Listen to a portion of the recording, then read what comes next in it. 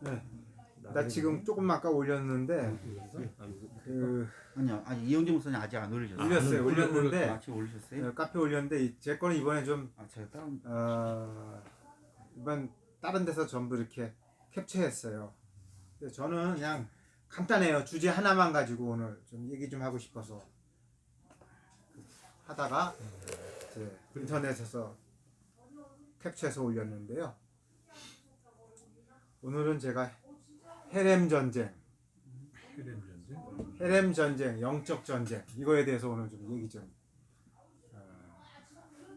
아주 그 학식이 깊은 목사님도 꽤 많더라고요. 인터넷 보니까.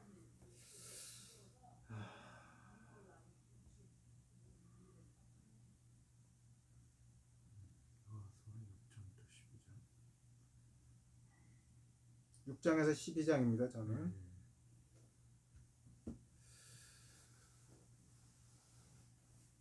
시작을 할게요. 그 6장의 내용은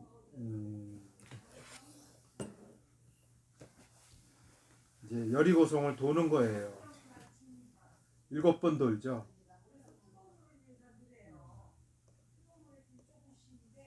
나팔을 들고 7 제사장이 7로 갑니다. 계속 7번 돌고 7 제사장 7 나팔 뭐 이렇게 가지고 7자로 가는데 7자는 이제 우리가 알고 있듯이 히브리어에서는 완전수고, 그래서 이거는 6장은 영적인 그런 메시지가 아주 진하게 들어있는 장이에요.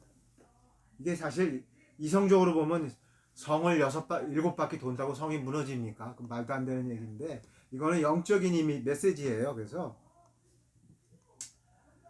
아니 역사적으로 일어난 일 아니에요?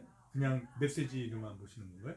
그걸 이제 제가 그래. 저기서 왜냐하면 이거를 사실 크리스천 아니고 이렇게 얘기하면 정신병자 취급받지. 7번 돈다고 여기서 그 질문 무너지냐? 나오더라니까. 멜기 저기 누구야? 저거 노아 할아버지 누구죠? 네? 노아 할아버지. 노아 할아버지 저기 라메?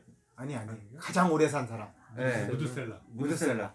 무드셀라가 900년을 살았다고 그러는데. 98년. 네. 그래서 진짜 살았던 거에 질문을 하더라고. 뭐 살았을 것 같아. 나도 100% 상담은 못하지만 살았을 것 같아. 근데 하여튼 6장은 여리고성 도는 거고요. 7장은 알다시피 아간의 얘기가 나옵니다. 아간. 그 다음에 8장은 그래가지고 그 이제 정복하는 거. 그다음에 9장에는 그 기브온 시위 사람들 가짜 조약 맺는 거.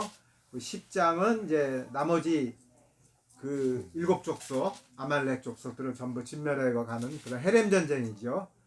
근데 이제 여기서 이제 중요한 건 뭐냐면요.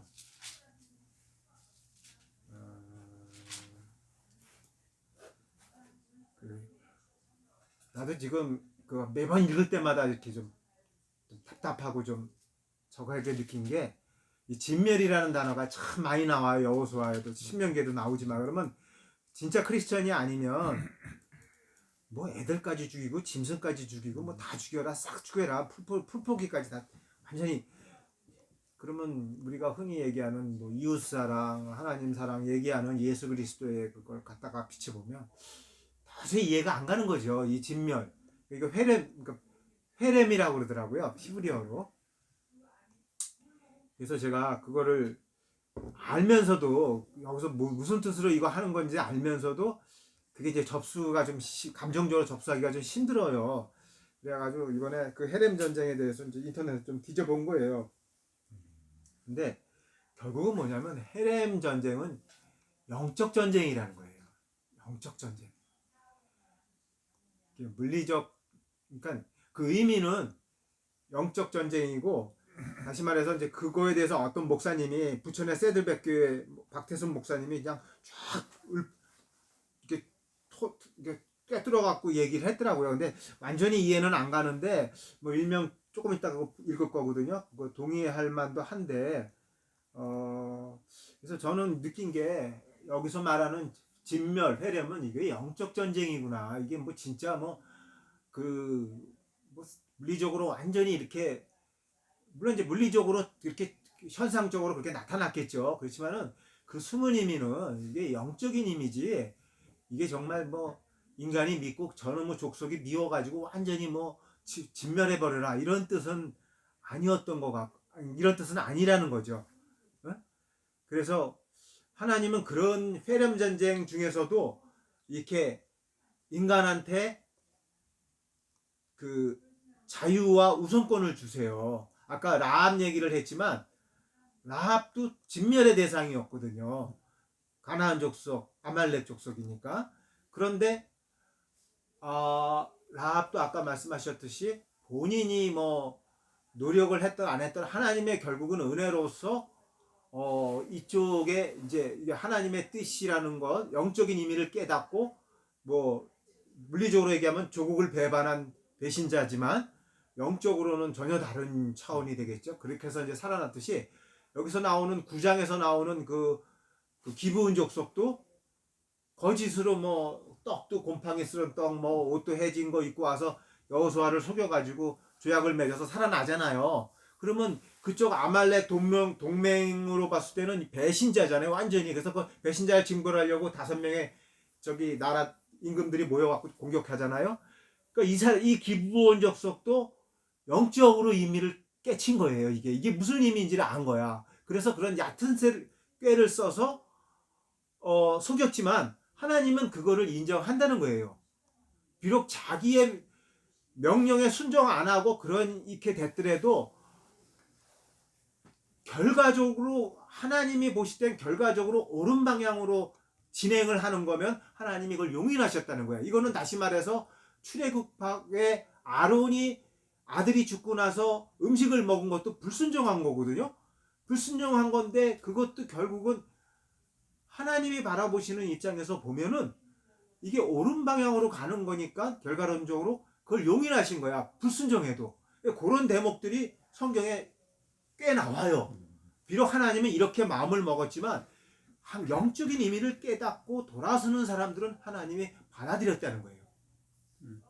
그런 것이 하나님의 은혜라는 거죠. 근데 반대적으로 나머지 아말렉 족속들은 그걸 못 깨치고 무지해가지고 도리어 더 그 출애굽할 때 홍해를 가르고 막 이런 거 보고 마음이 물처럼 녹았더라 이런 말을 하거든요. 그러니까 겁이 얼어가지고 대항할 생각을 못했는데 아이족들이 한번 이기니까 얘들이 도리어 이게 인간이야. 아니 별거 아니네. 이제 심장이 보갖고 이제 서로 동맹해갖고 우리가 한번 깨부시자 이렇게 나오니까 결국은 이제 진멸이 대상이 된 거고 그렇게 됐는데 그런 뜻에서 보면은 그러면서 또 이런 생각이 들어요. 이거는 문화와도 관계된다. 하나님은 자기의 섭리를 펼치실 때도 있잖아요. 그냥 뜬금없이 이렇게 펼치시지가 않아.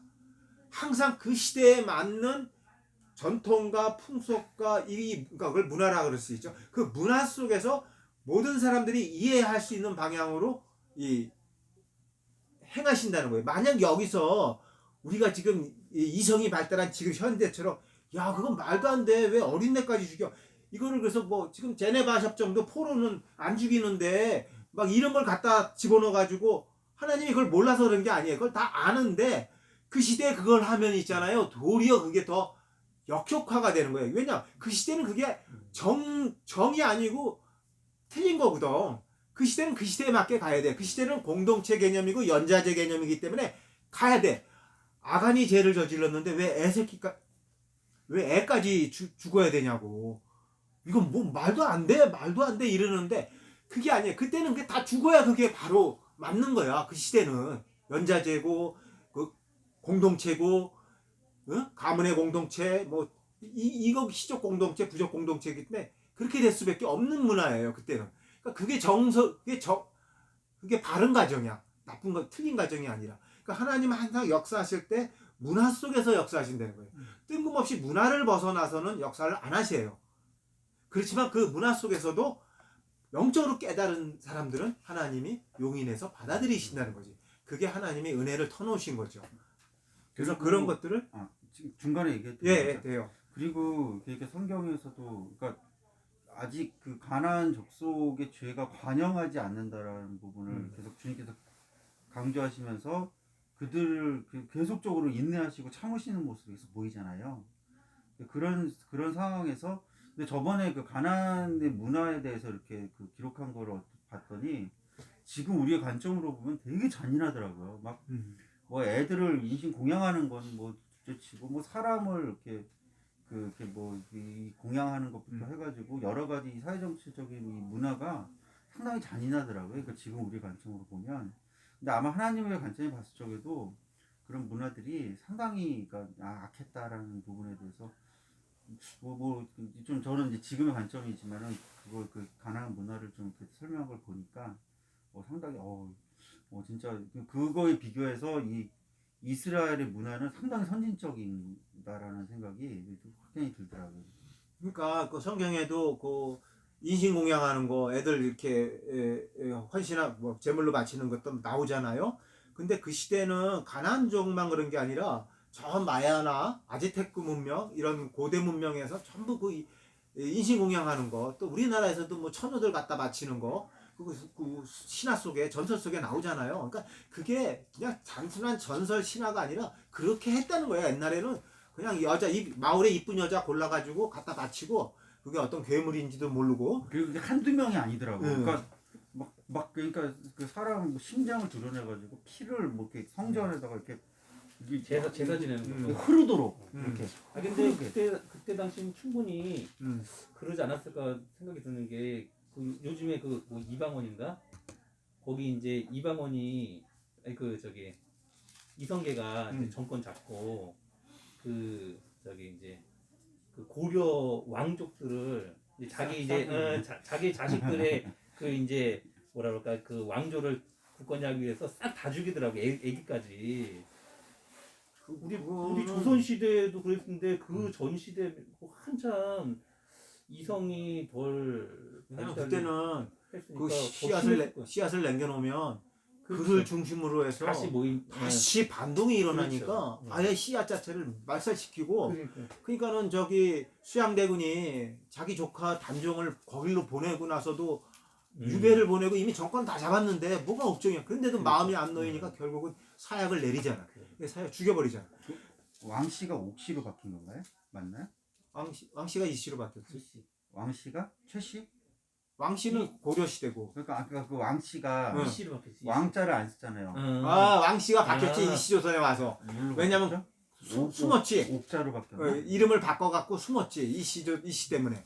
우리가 이씨인데. 왕족이셨군요. 어쩐지 죄송합니다.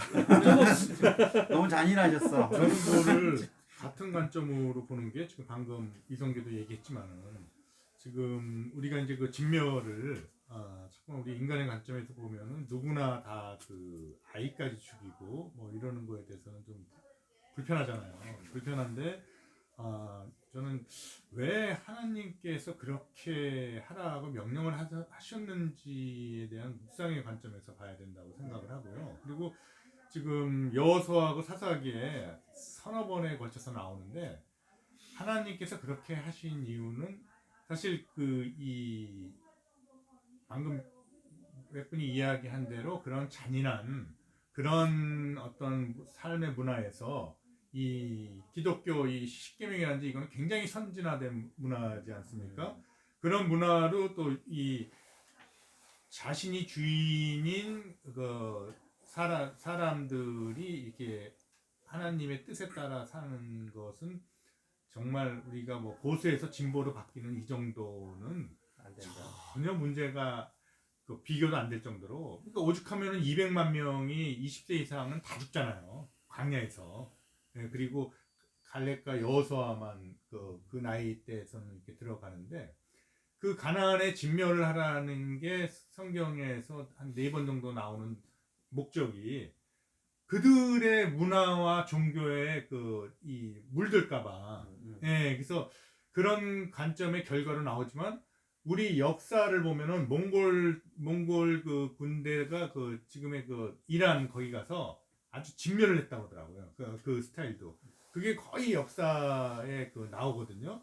근데 우리는 이 성경을 보면서 어떤 선입관이 있냐면은 그래도 하나님 우리 인간은 그럴지 몰라도 하나님께서 이러시면 돼 이런 그 선입관이 좀 있단 말이에요. 그래서 이제 자꾸만 그리고 신약에 나오는 뭐 원수도 사랑하라는 그 용서의 예수님과 이렇게 비교를 자꾸만 하면서 그렇게 되는데 그거보다는 우리 부모님들이 우리를 사랑할 때에도 굉장히 눈물로써 우리를 위해서 기도하면서 사랑을 할 때도 있지만은 이 매를 들고 굉장히 힘들게를 사랑하는 경우도 있잖아요. 그래서 그런 관점으로 이 이분법적이 아니라 양면성으로 봐야 되지 않는가 저는 이제 그렇게 생각이 좀 들어요. 근데 이제 이런 사고 방식을 뭐 히틀러나 그리고 저기 뭐야 저기 누구죠?